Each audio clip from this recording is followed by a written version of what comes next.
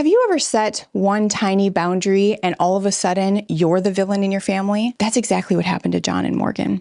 They set one boundary, just one, and the entire family turned on them. This is a story of a couple who told a father-in-law, no. You're going to see how a mother-in-law responds by rallying an army of minions, we're talking siblings, cousins, aunts, to protect her husband and punish her son. What started off as a simple parenting decision slowly unravels this family. We're talking loyalty, image, and their identity all together. This is a multi-part series that I'm going to walk you through what really happens when emotionally immature parents are told no for the very first time. You are going to see how your boundary actually feels like a threat to them, how they use triangulation and guilt to try to regain control, why a mother might side with her spouse instead of protecting her child. We are going to move between real scenes from this family story. We're going to be talking about enmeshment, triangulation, betrayal, trauma, but really focusing on the brain science of emotional immaturity. You'll also hear practical scripts like this is how you hold your boundaries when your own parents don't agree with you. And I'm going to walk you through this is what healing looks like when that apology never comes. So grab a cup of coffee and settle in, because this is the real story about what happens when an adult child in a close family says no for the very first time. It's a school day, nothing special. The boys' backpacks are just lined up by the door. Jon and Morgan are sitting in those tiny second grade chairs across from the teacher, and she is just waiting to start. She has kind eyes, but you can tell she's ready to get down to business. And she says, I need to tell you why I'm so concerned about Carter. So she keeps it plain, no fluff. He's not following any rules, being disruptive during class, walking around during lessons, taking things from other kids. She's noticed him several times taking things like taking food from his twin brother Blake during lunch, pushing Blake around during recess. She also said she went to Blake's teacher, conferenced in with her, and she's worried about Blake because the longer the school year goes on, the more and more he's becoming withdrawn. Morgan her face just dropped because they've always had problems with Carter ever since he was little. They've tried everything. They've tried reward systems, consequences, you name it. Carter has always had behavioral issues. So she looked at the teacher with begging eyes and she's like, do you have any input for us? We don't know what to do here. We have tried everything with this kid. What do you see? Like, what's your advice? And the teacher didn't even hesitate. She goes, it looks like you guys are not on the same page when it comes to rules. It seems like he doesn't know what a consequence is. This is what I see when a kid is from a household where it's kind of chaotic at home. And Jon and Morgan are like, are you kidding me? They didn't say it out loud, but they just looked at each other knowing very well that they run a warm, tight ship. They have family dinner night, limited screen time. They're always outside with the kids. Bedtime. I mean, it's a nice structured home. So they got up, walked out of the school into the parking lot, just kind of dazed and confused, looking at each other, just questioning, how is this us? We're trying to do everything right. They drive home in silence. And when they turn into their cul-de-sac, Jon just immediately stops the car when they see the orange Grand Jeep Cherokee in the driveway. His dad is there to watch the twins. And Morgan and Jon look at each other. They didn't even have to say a word because they knew, yeah, it's Grandpa. Grandpa has watched the kids all summer. He just retired, not doing well with that. So he started watching the boys all summer long, still watches them 3 days a week. Sounds like such a blessing on paper because it's for free. But Grandpa, ever since the twins were born, has never once followed one parenting rule. Not one. He doesn't say no to the kids. He breaks all the rules with a big smile, turns consequences into games. It looks like Disneyland for the kids, but it's turning out to be poison for a kid like Carter, where he's 7 years old and he's trying to figure out, where are the lines and do they actually apply to me? So they couldn't have a conversation then. They put a pin in it. But later that week, Elaine, Jon's mom, sent out her regular text, which is, hey, can we have the kids for a double sleepover this weekend? Jon didn't even hesitate. He grabbed the phone and he was like, hey, we actually had a very concerning meeting with the teacher. And upon reflecting, this is what we're thinking. So he just laid it out there. Dad, he does these kind of rules. We have these kind of rules. And the teacher thinks it's confusing Carter. So Morgan and I are going to do a break, just a month-long break, no babysitting, no sleepovers, just to try to reset Carter and try to help make Blake feel safe again. So he explains it all very clearly, kindly, hits send.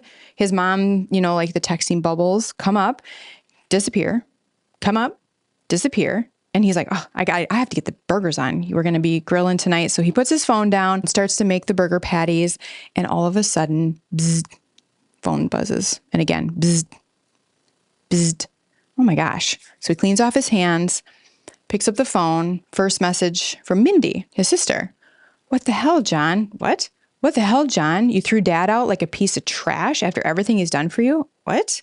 Next message, his sister Allie. I can't believe you would do that to Dad. You know he's struggling after retirement. What are you doing? Your parenting is not Dad's problem. Fix it. Allie's fiance, same sentiment. His little brother Nate, same. And all of a sudden, oh my gosh, now his aunt Tina is calling him. He didn't know what to do. He went inside, found Morgan. She was laying on the floor with the kids making cards for Grandma and Grandpa. So she's making cards. He couldn't even talk. Like the lump in his throat was so bad. He just handed her the phone. She picks it up, reads Mindy's message first. Her lump comes right fast in her throat. She's like, oh my gosh.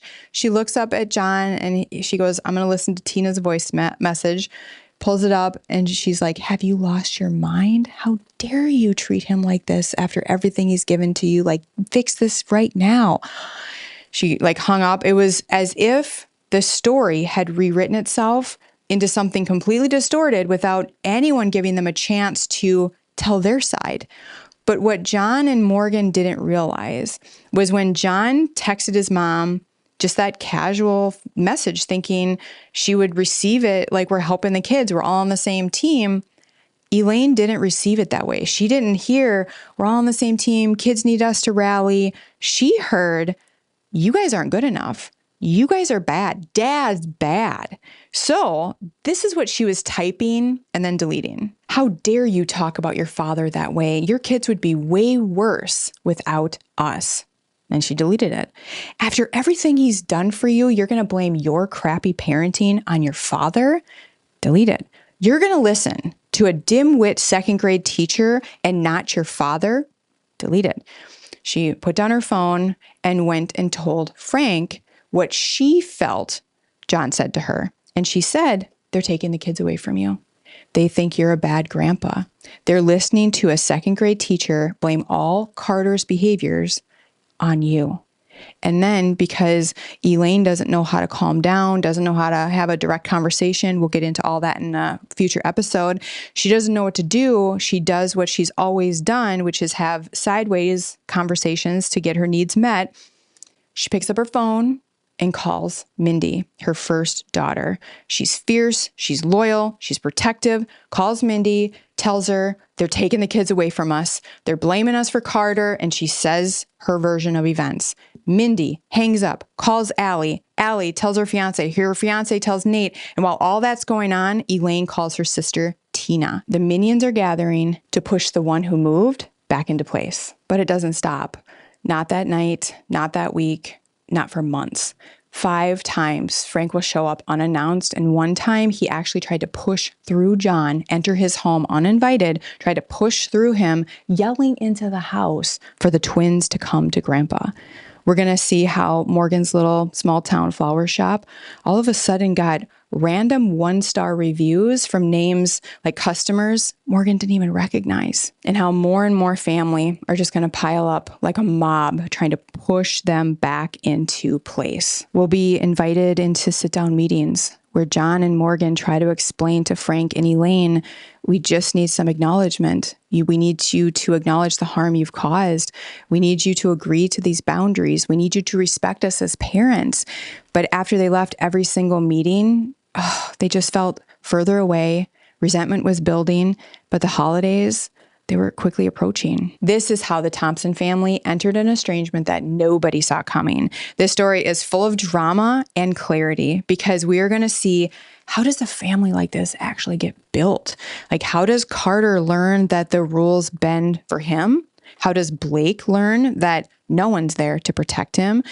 How does a mother like Elaine side with her husband even though she knows it's going to cost her the relationship with her son? How does a grandpa like Frank learn really young that no means you don't matter, and how that old wound turns a grown man into someone who keeps crossing lines and calling it love? You'll see the brain on fire cycle so that you can spot it in your own family. You're also going to see triangulation, loyalty bind in action, and you're going to get the exact lines. Like, this is how you hold a boundary with family like this without throwing away the relationship.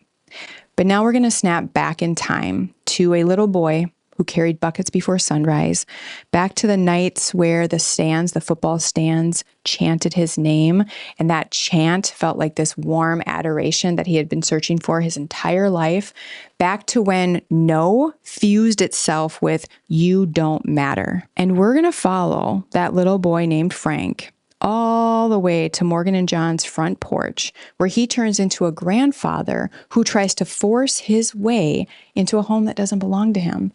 All because he believes if I gain access, I still matter. I'll see you in the next video.